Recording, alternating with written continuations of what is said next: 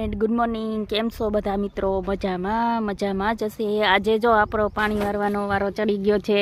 જો આપણે પાવડો પકડી લીધો છે અને આમાં જો આ ક્યારામાં પાણી જાય છે ઘઉંમાં, અને આ એટલા નાકા હવે પીવડાવવાના બાકી રહ્યા, એટલે હવે તો થોડા ઘણા જ છે, હમણાં પી જાય બપોર થાય તો. અને આ અમારા ઘઉં છે, ટુકડા છે. આ ઘઉં કેવા છે બધા મિત્રો કોમેન્ટ કરજો. ને આ જો પાણી ધોરિયામાં આવે છે, જો એ પાણી આવે ને ત્યાંથી બધા પી ગયા. ને વા જો સામે દેખાય એ અમારી વાડી છે, ને આ ઝાડ દેખાય ને આંબાનું છે, આ બાજુ છે એ વડલાનું મોટું છે એ છે, ને ઓલી બાજુ નારિયેળી દેખાય છે, અને એની પાસે જો એકદમ લીલું દેખાય ને મોટી મકાઈ છે. અને વાડીની ફરતે અમારે વેકરો છે, એટલે જો ત્યાં બધામાં ઝાડ છે, એટલે હું ધોવાય નહીં.